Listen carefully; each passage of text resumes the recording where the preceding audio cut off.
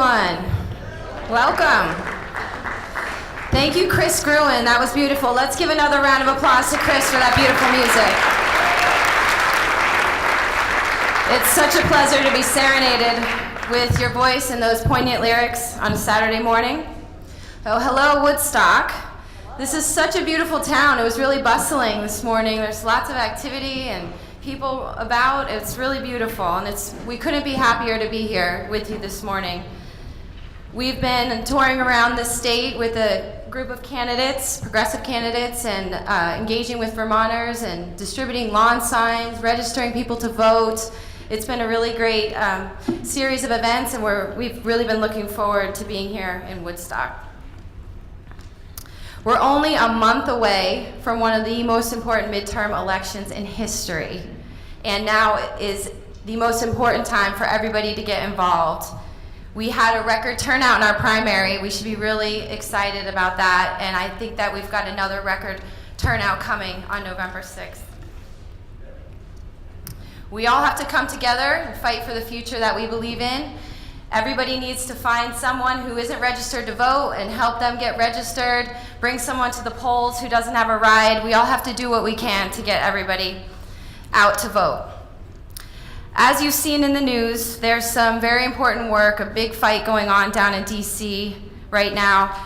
Senator Sanders will be there to fight and cast a vote to represent Vermont values in DC today. He wouldn't miss this though, and will be joining us by phone later in the program. Thankfully, we have a great group of Bernie-endorsed candidates, so let's get started. Our first progressive candidate that Bernie is very proud to endorse and who we'll hear from first is Gina Ottoboni. Let's give a warm welcome to Gina.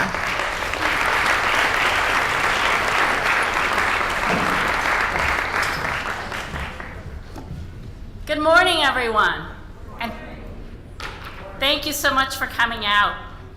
So my name is Gina Ottoboni, and I'm running for state representative for the towns of Bridgewater, Killington, Mendon, and Chittenden. And I am so proud to be here today with the slate of candidates who are going to stand up here, and even more proud to be here with all of you. So I want to tell you a little story. You already know the punchline, unfortunately, because she just gave it away. But yesterday afternoon, I got a phone call from Shannon at Team Bernie. And it was a call I had been hoping to get for a long time. And he told me that Bernie has endorsed me. And thank you. And I'm so tickled and excited. It's like the mama of all endorsements, right?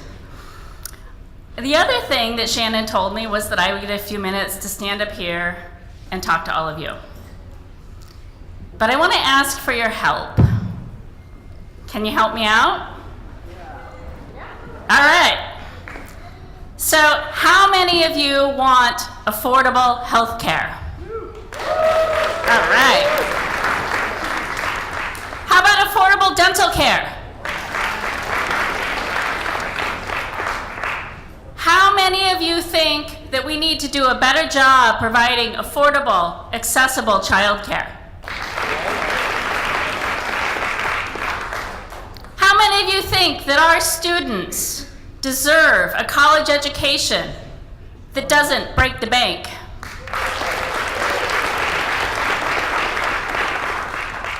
How about livable wage jobs where we live? And how many of you think that we have a responsibility to leave a clean and healthy environment to our kids and our grandkids?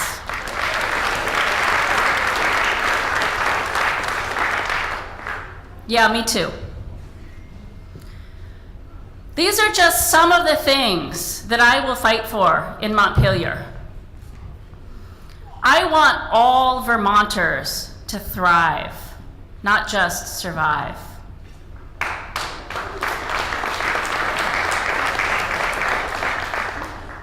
Together, we can create a more socially, economically, and environmentally just society. Let's go fight the good fight. Thank you.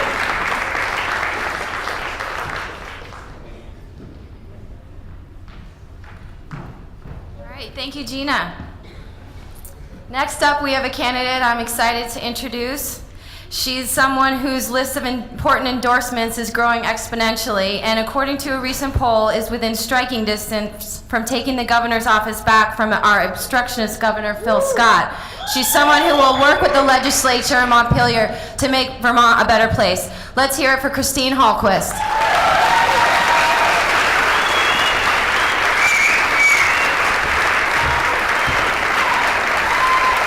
Thank you. Thank you so much. Thank you all for coming out. It's so important after the news of yesterday for us all to stick together and move forward with positive and hope. I will tell you, my life is a story of positivity and hope, and I'm so honored to stand in front of you today. I would have told you years and years ago that this wasn't even possible. But it is possible. It is possible because of people like you and the thousands of Vermonters before you that have fought for what is right and what is just. So thank you all for being here. And you know, I grew up in a small town in northern New York State, much like the town I live in today, which is Morrisville, Vermont. It was a small town. We didn't have a lot of money. Those were different times. You know, it didn't matter if you didn't have a lot of money. People supported you, or you're part of the town. I grew up with 7 kids. We didn't have a lot of money, so I worked my way through college. I only got a 2-year associate's degree. I came to Vermont. I started to work on the factory floor and worked my way up to where I am today. Now, I'm sorry to say that I don't think our children have that opportunity today. You know, we're the first generation that has it worse off than the previous generation. And that's been a strategy and a systematic strategy that started with Ronald Reagan, with the attack on the Air Traffic Controllers Union, and of course the use of terms that were implied racism, and really we're suffering today because of that. But I'm going to tell you that we can change all that, and we're gonna make Vermont a place that has an opportunity for all, which includes those on the lowest of the economic ladder, which is where we should start. I love Vermont. I love Vermont because Vermont is a place that is an example for the rest of the country. You know, we have the best education performance in the country. We're the healthiest state in the country. We're the safest state in the country. Our views are amazing, and our people are amazing. So we have so much potential for growth here. And when I look around Vermont, 2/3 of Vermonters live in what's called rural Vermont, and we have so much opportunity in rural Vermont. So one of the things I'm going to focus on is connecting every home and business with fiber optic cable, so Vermonters can be connected to the internet at the same speed as the cities. And we're going to rebuild those downtowns. And you know, and I go this to, you know, you listen to Eeyore or Phil, and Phil's like, oh, woe us, there's nothing we can do. We're seeing this shift in demographics, aging demographics. But we saw that same shift in the 1930s when the cities had electricity and rural America did not. And we absolutely did, pardon my bias, but we did humankind's greatest work, which was running a wire to every home and business in America to provide electricity. So we can do that again, and we will do that again. And we'll do that right here in Vermont. We're also going to raise the wage to $15 an hour.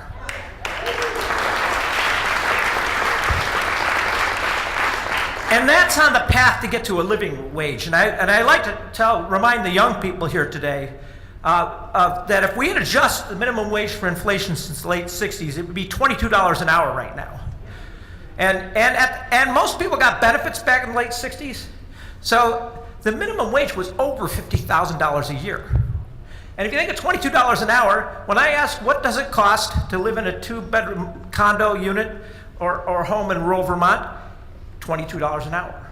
So there's a very logical thing that happened in terms of affordability of homes. And so until we get to a living wage, we're going to have to help our young people get into homes, just like we did in the late 40s when our veterans came back from World War II. And of course, we're going to make higher education available, and we're going to close the wage gap, which we, just a couple weeks ago, we already introduced. We've already introduced a plan. As soon as we get in office, we'll roll out, which is to make it, anybody that's living below the poverty line will be able to go to college for free in Vermont. And that's a pathway out of poverty. So when I talk about education for all, affordable education, health care for all, and a living wage, I get confused because, you know, people call those progressive ideas. That's called being a civilized society.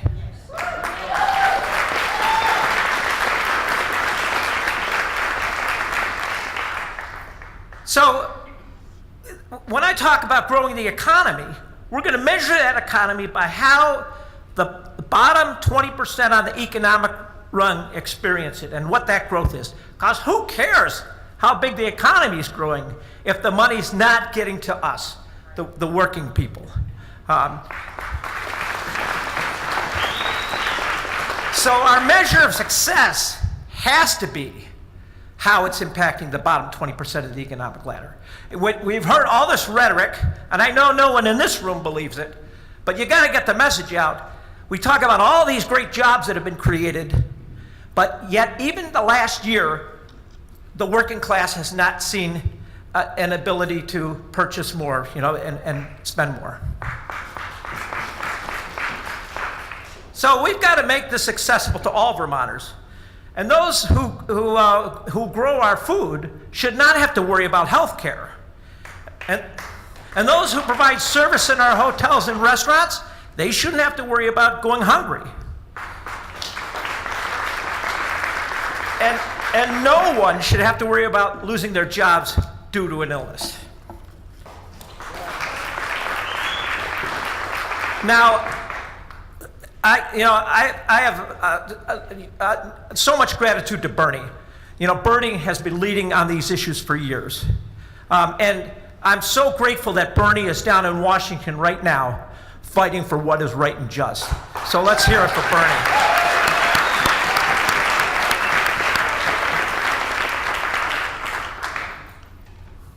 So I know you all here go out and vote. So I'm preaching to the choir here. But what I ask of you is to get out there and get every single person you know out to vote. And you know, if there are shut-ins, drive them to vote. If there are people that aren't registered, get them to vote. Give people the hope, because we can have a political revolution. You know, every 4 years, we get to overturn our government. So we can do that, and what people would have you believe is you can't, and there's a reason people try to get you to believe you can't, because we've seen that massive transfer of wealth that's resulted from decades of apathy. So I'm going to tell you, I know we're a civilized state. Vermont's a beacon of hope to the rest of the nation. And I'm making a prediction. I'm making a prediction that I'm going to be telling my children's children that 2018 was the year we made history. 2018 was the year our democracy survived a despot. So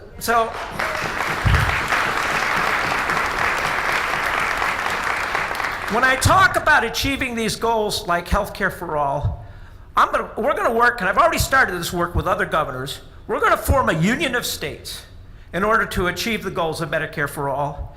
But we're also going to use that union of states to build a firewall for the things that are coming out of Washington. And we're going to build a firewall to protect the immigrants and our migrant workers here in Vermont.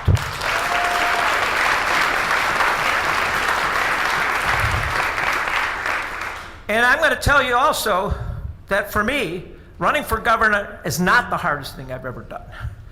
And I'm the kind of person that I'm going to stand up against those headwinds from Washington. I'm not going to cower under any threats of fear. And I'm going to work hard for the Vermont that has loved me, and I love in return. And finally, I make a promise to all of you. I am going to make Donald Trump very uncomfortable. Thank you.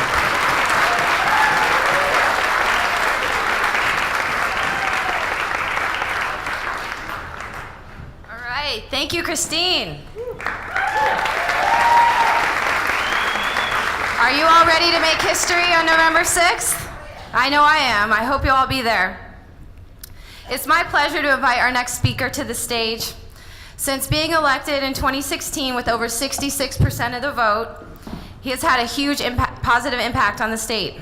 He's taken aim at our opioid epidemic, criminal justice reform, and he's stood up to the Trump administration on immigration. Let's hear it for our Attorney General, TJ Donovan.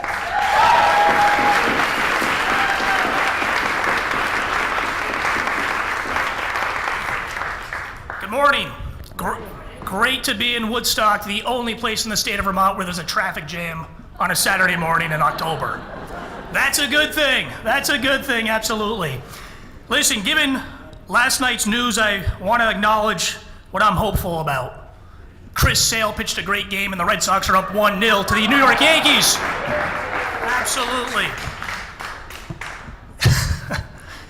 I ran for Attorney General just to stand up for Vermonters, to stand up for everybody, to be the people's lawyer. That's why I sued Purdue Pharma to hold them accountable for starting the opiate crisis in this state. We've done a great job with the leadership, like Senator Allison Clarkson, on building out prevention and treatment, but it's time for a corporate accountability, and a Vermont jury is going to hear our story soon, and I look forward to that day.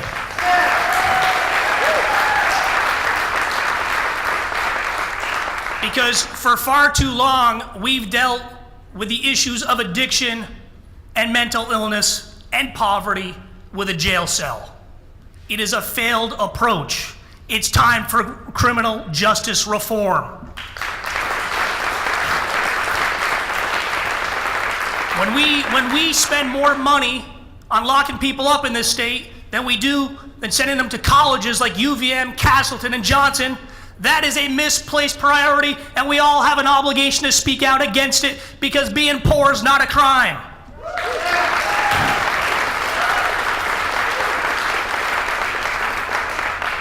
And I'm happy to be here with Congressman Welch.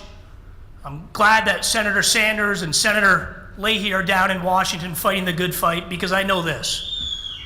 Absolutely. Thank you, Dottie Deans. I know this. When the federal government steps back, Vermont steps up and stands up for everybody's civil rights in this state, regardless of who they are, where they're from, what they look like, who they love, how they identify, or who they worship, because we believe equality is a fundamental principle and value of this state. This is what the Green Mountain State stands for, and I've been proud to stand up and lead the charge against the Trump administration on these hateful acts.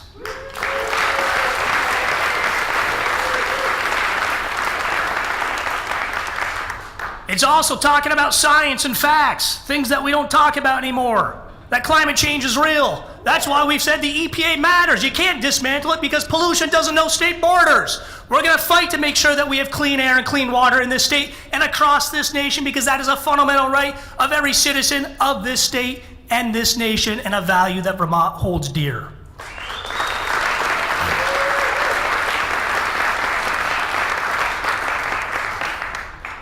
And this is about opportunity. And I've been in Montpelier for 2 years. It's been an interesting experience. And this is what I've learned. We gotta listen to Vermonters. We gotta trust Vermonters. And we gotta provide people the opportunity to get ahead.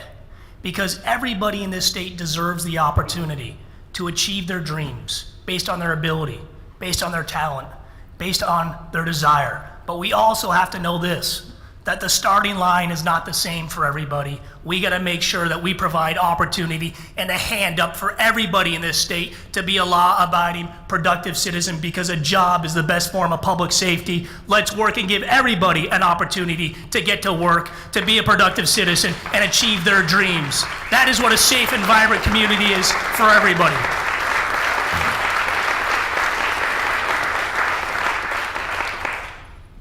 And I know it's early, but I want to quote a Republican.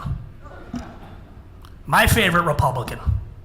Dave Zuckerman's favorite Republican. Teddy Roosevelt.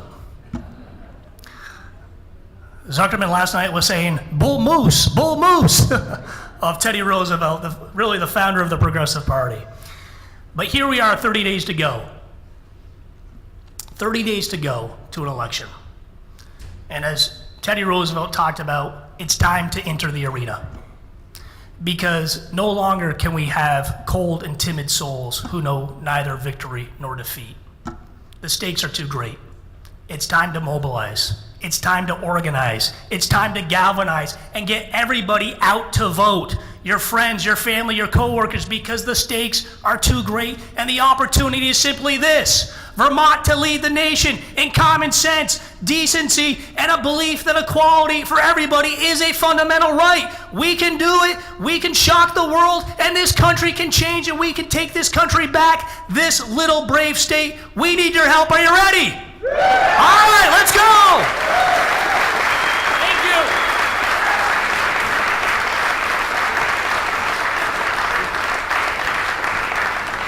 Woo! Thank you, TJ. That's very inspiring. I love knowing that you're out there fighting for Vermont. Moving along, we have another candidate who has served in the State House for years. He works tirelessly as an organic farmer and to get out the vote and engage people in the political process. He's a very hardworking guy, and I'm really proud to know him, our Lieutenant Governor, David Zuckerman.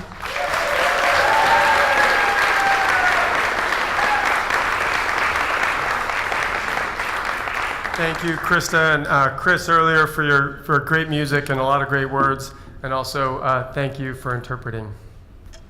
Can we give it up? I've actually got just a couple minutes because we do have the senator on the phone shortly. First, thank you so much for your support a couple years ago. It's been an incredible honor to serve you as Lieutenant Governor. And we are really all struggling, I think, with yesterday, this last week, and of course today. When I was elected 2 years ago, I thought of two things that night. I should have been elated. I, of course, was not. I looked at my 10-year-old daughter and thought about climate change and the Supreme Court. And they stole one seat and they're ramming through the second one. And yesterday, listening to our New England Republican, the kind that we can have some faith in, that believe in the foundation of our democracy, talk about the breakdown of what's happening in Washington, really dispirited me beyond many, many things.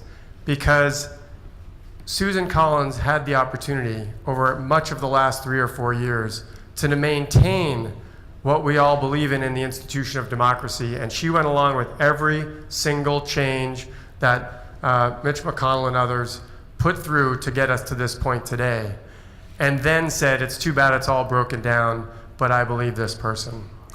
And that's tough, and I know we're all living with that right now, and will be, and my daughter will be for the next 30, 40, 50 years. And that's hard to get excited about what we're going to do moving forward. But the reality is here in Vermont, we have that opportunity.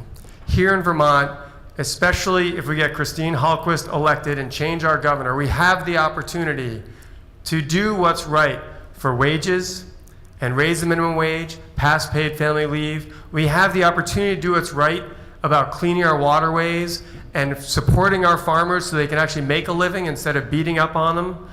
We can do what's right in terms of making sure we have safe, reproductive freedom, access, and health for everyone.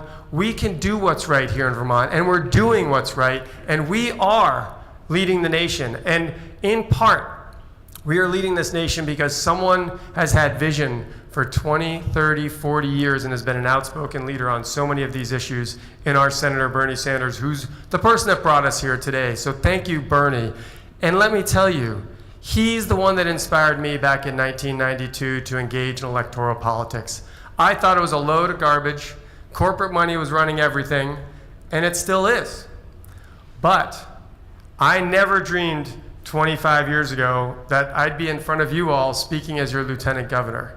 I never dreamed that we'd have great folks like Allison and Dick McCormick and Alice Nitka representing this county, doing what's right on those issues, and great candidates like Zach, Ralph, and Gina from around here. Zach is somewhere here. There he is. And the reality is, we have a vision in Vermont, and you all can be a part of what will make that succeed. And it's been talked about already. What are you going to do for the next 30 days? One of the key things I've done as lieutenant governor over the last 2 years is really about democracy. It's really about engagement. It's about recognizing that voting is actually the tip of the iceberg of democracy. We're still, of course, hoping and working and pushing towards much better turnout, but that's just the tip. Participation, civil discussions with people that you don't always agree with, listening. Those are the parts of democracy that seem to have faded away, and that's what we have here in the New England democracy tradition.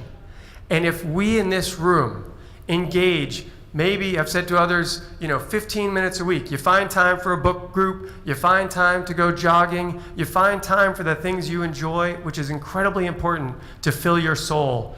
But also find some time each week or each month to put into democracy. And over this next month, if you haven't done a lot for the last 11 months, make it a concentrated month. All right? Get out there and talk to young people, talk to folks who might be homebound, help them vote, drive people to your town clerk because you can vote today, get a ballot mailed to them, talk to them about these issues, not in sound bites, but in a conversation. And that's what democracy is all about, and that's how we can lead it here. And I'm going to pause there because I think we do have the senator on the line. I want to thank the senator for the opportunity. I want to thank you for the opportunity, and I do hope you'll help me get back in there to keep working for you over the next couple of years. Thank you very much.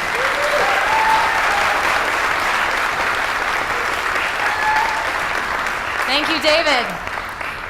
Now, with the wonders of technology, we get to hear from Senator Sanders, who's taking a few minutes out of his time down in D.C. to speak with you all today. We're going to have him come through on the telephone.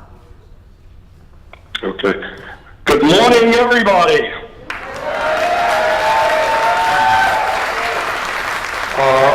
I am very sorry that I can't be with you in Woodstock this morning, but I have a rather important task in front of me this afternoon, and that is to cast a vote in strong opposition to Brett Kavanaugh becoming a Supreme Court justice.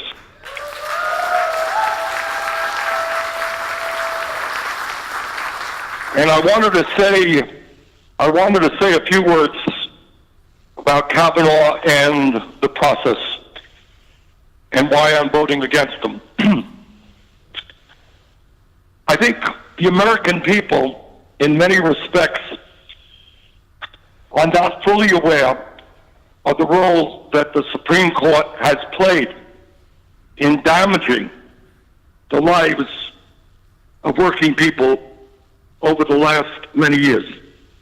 All over the country, in Vermont, all over the country, people ask themselves, how does it happen that a handful of billionaires, the Koch brothers and others, can spend many hundreds of millions of dollars to elect candidates who represent the wealthy and the powerful? How does that happen? Is that American democracy?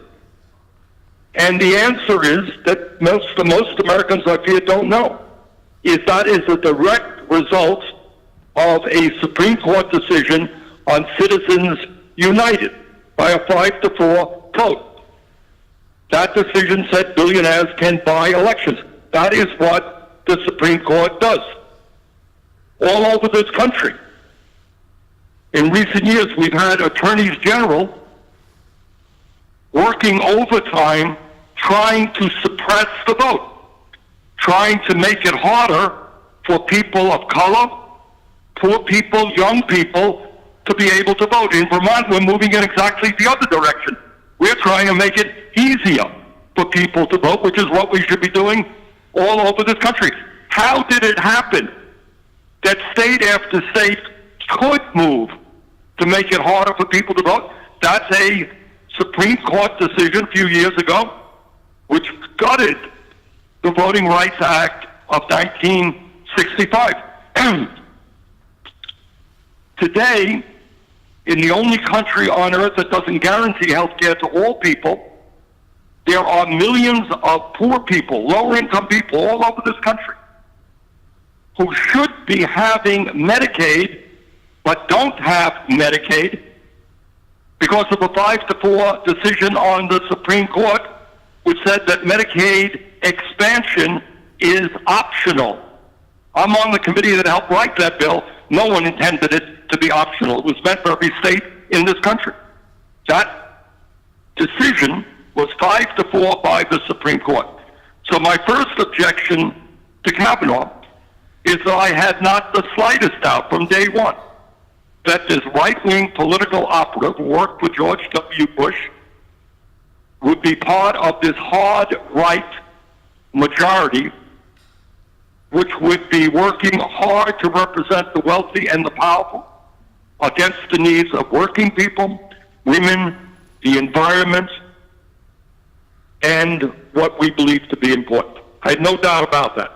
And I came out against Kavanaugh within 24 hours after Trump made his nomination. But since that time, obviously, there have been new revelations. And the revelations are that we had people like Dr. Christine Ford come forward and say that she was sexually assaulted by Mr. Kavanaugh.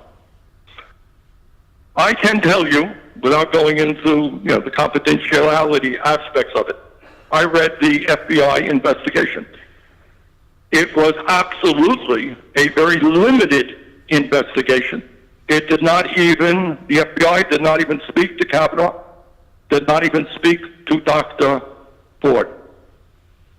So I think that the idea of seating somebody on the Supreme Court who has been accused by very credible people like Dr. Ford regarding sexual assault is unthinkable.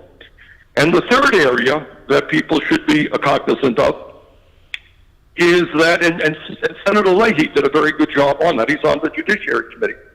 It turns out that in area after area, when Kavanaugh was asked questions now and in his previous time when he came before the committee, it appears that he did not tell the truth in many, many instances. One example is that years ago, Republican staffers stole information from Democratic staffers on the Judiciary Committee. It was a big deal. And Leahy asked Kavanaugh, have you seen that information? Did you use it when you were in the Bush White House? He said, no, never saw it.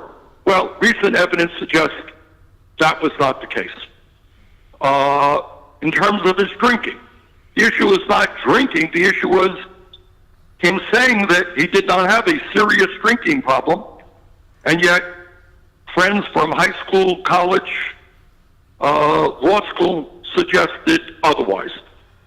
In all likelihood, he did not tell the truth to the committee. So for all these reasons and more, I will cast a very strong vote in opposition to Kavanaugh.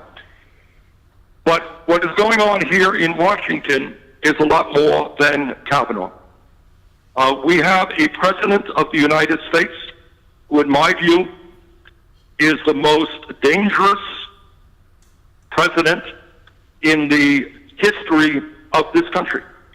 And it's not just because he has given $1 trillion in tax breaks to the top 1% at a time of massive income and wealth inequality. That's pretty bad. It's not just that his budget wanted to cut Medicaid by $1 trillion, Medicare by $500 billion, the Social Security Disability Fund by $72 billion over a 10-year period. That's pretty bad. It's not just that these guys fought Trump and the Republican leadership fought to throw 32 million Americans, including many Vermonters, off of the health care they currently have, and thank God by one vote we were able to defeat that. All of that stuff is awful. It's not just that we have a president who not only doesn't recognize the reality of climate change and what it is doing to this planet and what it will mean for our kids and our grandchildren, he is actively working with the fossil fuel industry to allow more carbon to get into the atmosphere to make a very dangerous situation even worse.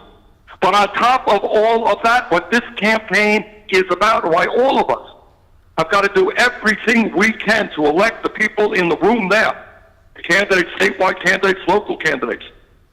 What this election is about a president with the support of the Republican leadership here in Washington that is doing something that we have never seen in our lifetimes under Democratic presidents, Republican presidents. And that is for cheap political gain, to gain a few more votes.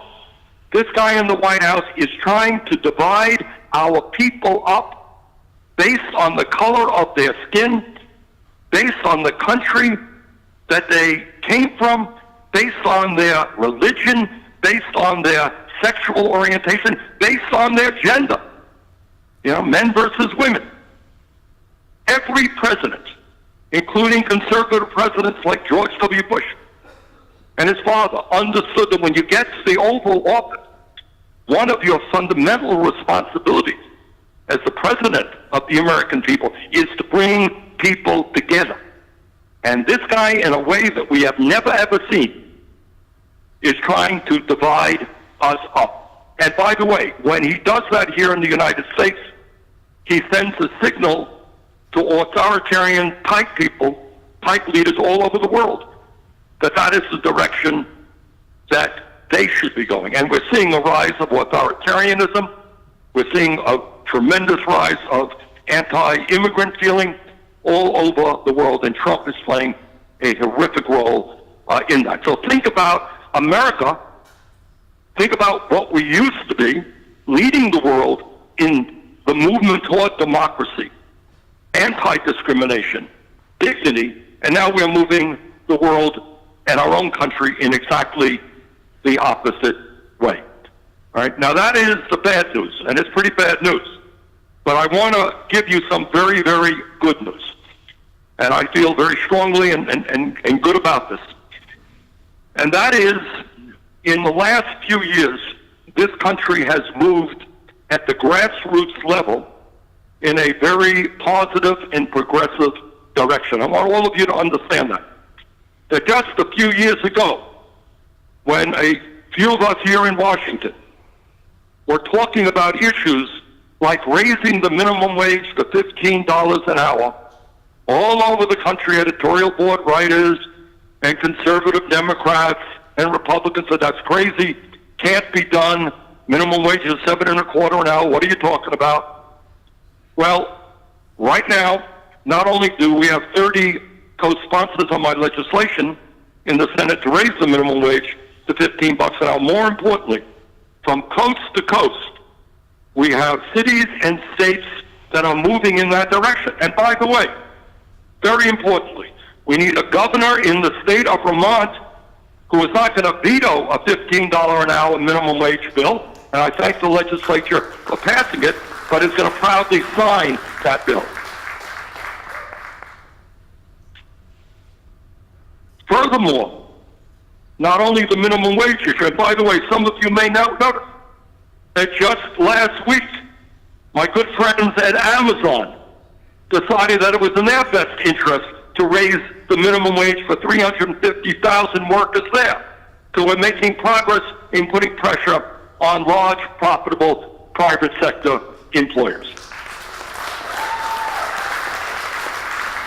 But it is not just dealing with the crisis that exists in Vermont and all across this country of tens of millions of people going to work today who are coming home without enough money at the end of the week to adequately take care of their family. It's the richest country in the history of the world, and we can and must do better. But it is not just the wage issue that we're making real progress on. A couple of years ago, I proposed the idea that we should, in this country, make sure that every kid, regardless of income, has the ability to get a higher education, and that we have to address the crisis of outrageous levels of student debt. That it is absurd that people are coming out of school $50,000, $100,000 in debt, and even worse, the kids in Vermont. And we do not do particularly well there. The number of our kids who graduate high school is good. Number of our kids who get a higher education, not so good. And we have got to make it clear that in America, if you have the ability and you have the desire, you will be able to get a higher education regardless of the income of your family. Now, a few years ago, that idea was thought to be very, very radical. Well, once again, that idea has strong popular support, and in cities and states all across this country, New York State, Tennessee, San Francisco, we're making progress in making sure that all of our kids, regardless of income, can get a higher education.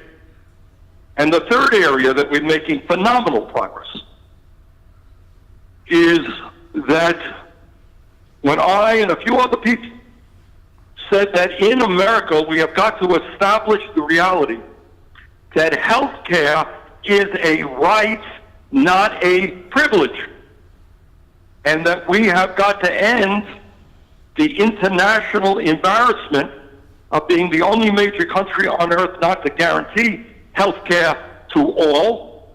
So we have to end the absurdity of getting ripped off by the drug companies who are charging us the highest prices in the world for prescription drugs.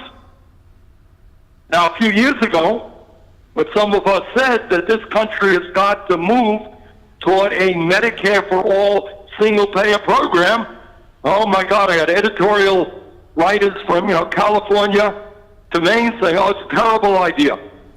Politicians, Republicans, Democrats, can't be done.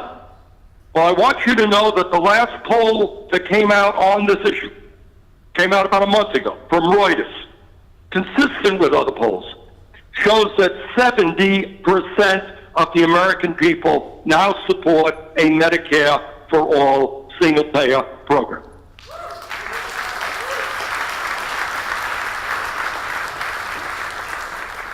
So the good news is, A, that our ideas that many of you have heard me talk about in Vermont for years, ideas that once seemed radical, people are now moving toward our positions.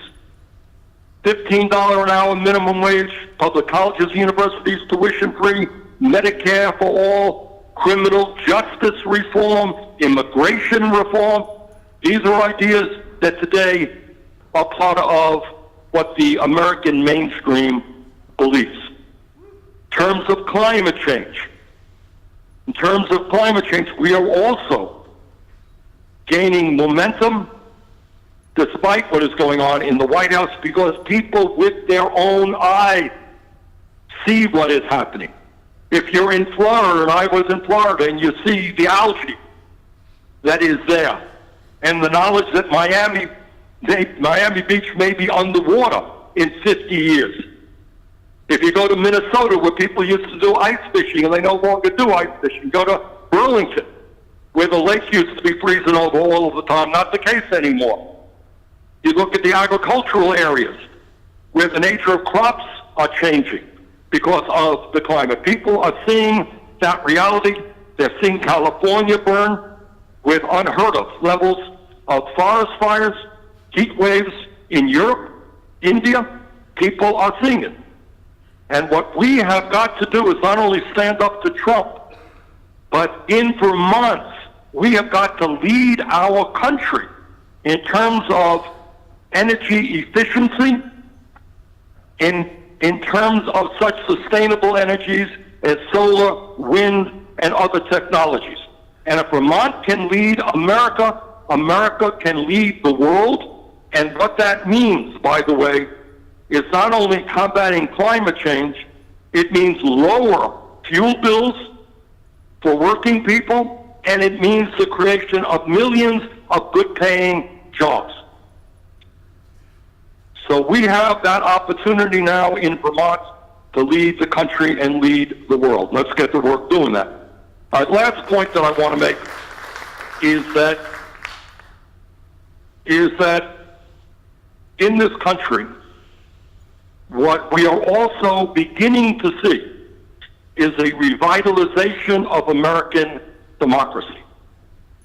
And that is the understanding that the only way we defeat billionaires who have unlimited supplies of money, who are running ugly 30-second TV ads all across this country, is the only way we beat them is when we see an unprecedented level of citizen activity. And we have got to redefine in this country, especially for the young people, what living in a democracy is about. You know, I know in the next couple of weeks, everybody is going to be excited about the baseball playoffs and the World Series. And when the Super Bowl comes, zillions of people sit on front of their TV. Well, you know what? The future of this planet and the future of this country is almost as important as who wins the Super Bowl or the World Series. And that means that we ought to rethink our role in a democracy. Not good enough to sit back and moan and groan. Not good enough just to vote every 2 years or every 4 years. And by the way, let me remind everybody in the room that 4 years ago, in the midterm elections in 2014, in Vermont and throughout this country, we had the lowest voter turnout in 70 years, since World War II. And Republicans won sweeping victories all across the country. And that's what happens when turnout is low, when young people, working people, do not vote. So it seems to me that our goal is pretty clear. In Vermont in the last couple of years, and I thank the legislature and the Secretary of State, our election laws have become much more progressive, much easier for people to participate. Let us take advantage of that. Our goal should be to have the highest voter turnout rate for a midterm election in the history of the state of Vermont. And if we do that, and that means each one of you bringing out 2 or 3 or 4 of your friends or relatives, get them out to vote. If we do that, and if candidates are prepared to run on a progressive agenda that speaks to the needs of working people in the middle class and not just the 1%, if we do that, I have not the slightest doubt that every statewide and local candidate before you today is going to win and win big. So thank you all very, very much for coming out. I look forward to getting down to Woodstock in the not-too-distant future, and let's continue going forward together. Thank you all very much.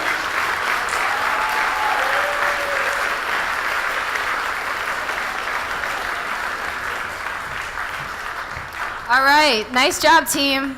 Good job bringing that together. And while I have a chance, I do want to thank all the staff and volunteers from both of the campaigns. We do have another speaker coming up. Our next speaker has served our state for many years on some really important issues. Before serving in D.C., he was our state senator, a minority leader, and president pro tem, and since has been in D.C. fighting since 2007. Congressman Peter Welch.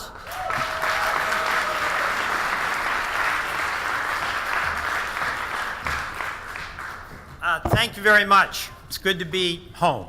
And, it really is. I lived for many years right up the hill in Heartland. I could just roll down into Woodstock and be here, and it's good to be with a lot of neighbors.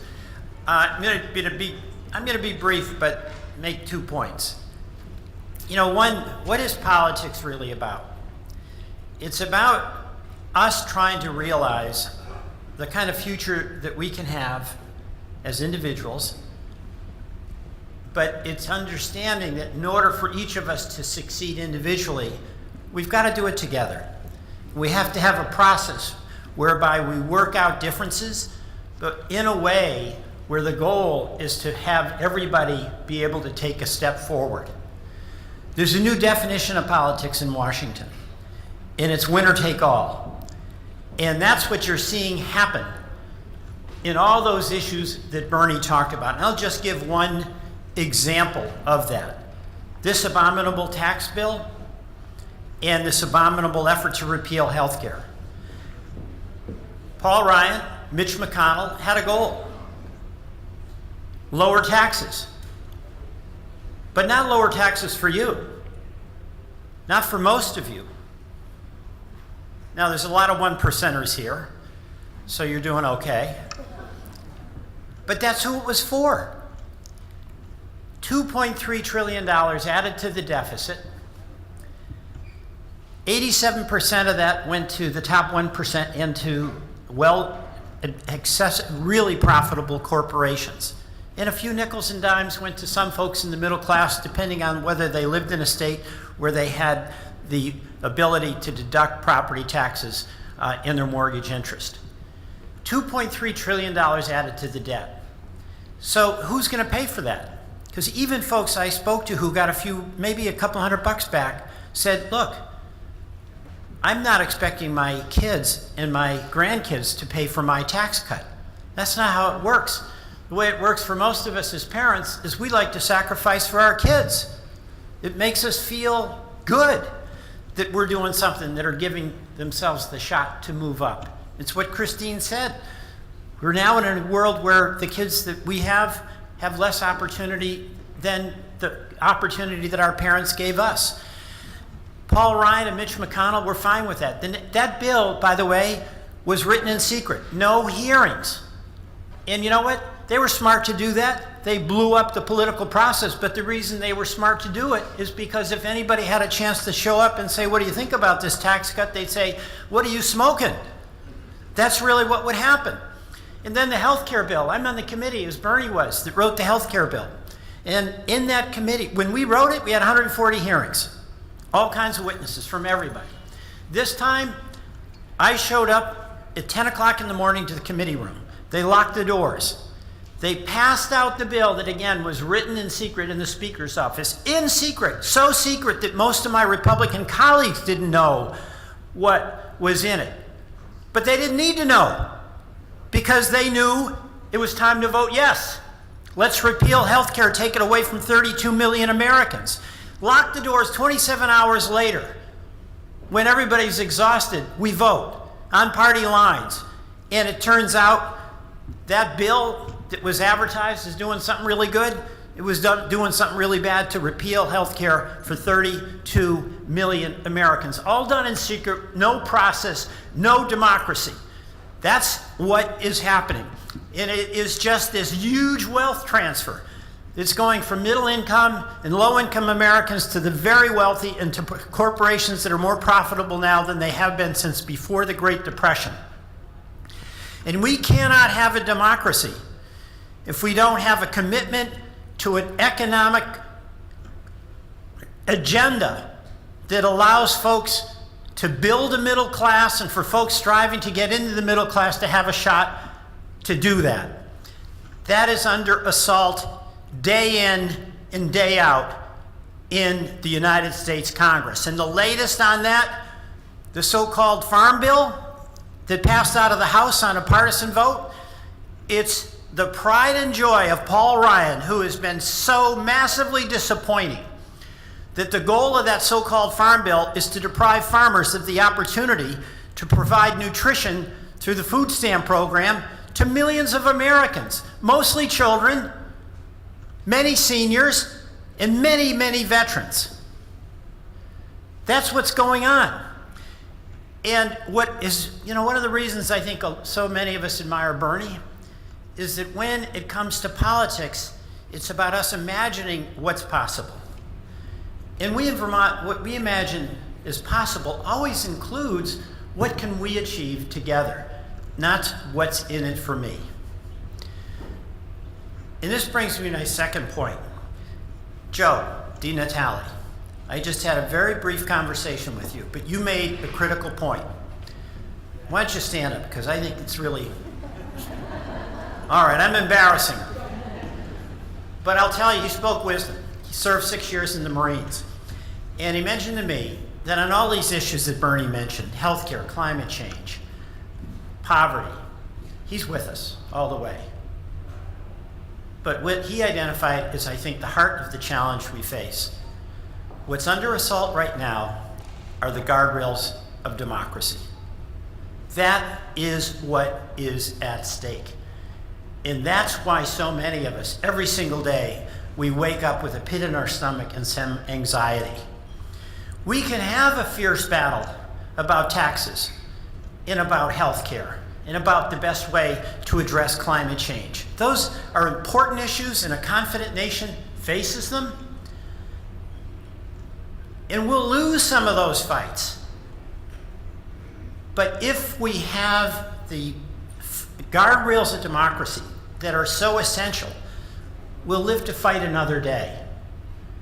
If those guardrails come down and they're under attack every single day by Donald Trump, by Mitch McConnell, by Paul Ryan, then we may not have that ability to fight another day.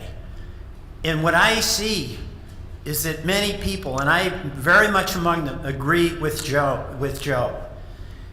Now, the counterattack on this, Bernie, Patrick, and me are down there in DC doing the best we can. And we're fighting every day, and we're glad to do it. But where progress is being made and has to be made is right where you live, doing what you can today, every single day.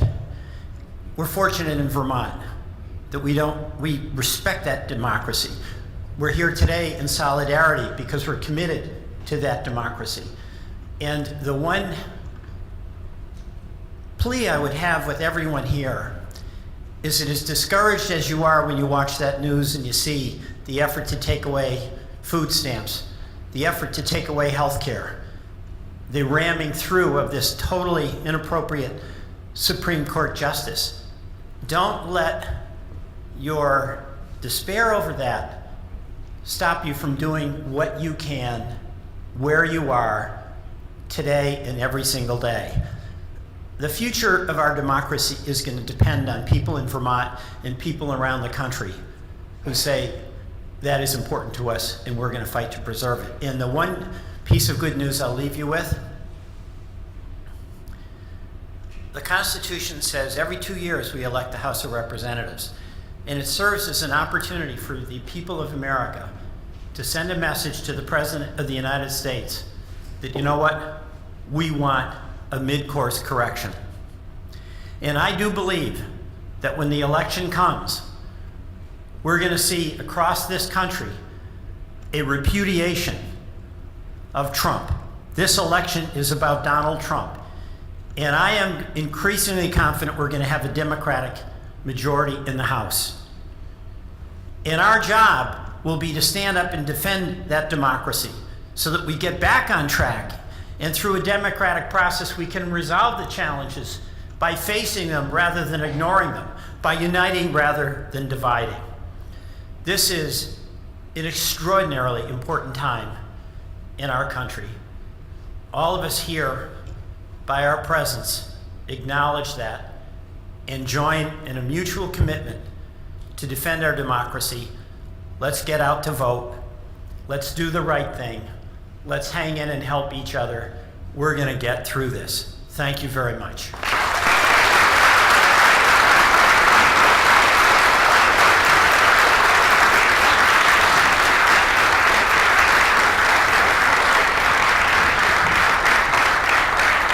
Thank you, Peter, and thank you to all the candidates that came out today. Thank you to the volunteers and the staff and to all of you for spending your Saturday morning with us. I hope that you'll all get out and vote. You'll bring someone with you. If you have anybody who's having trouble getting to the polls, a ballot can be delivered to their house. Early voting has started already. You can go to your city hall and vote now. You don't have to wait till November 6th. You can go and pick up a ballot, in fact, and take it home if you need to think about it. So there are lots of ways to vote now in Vermont. And thank you so much for coming out, everybody. How you doing, buddy? Fun, huh?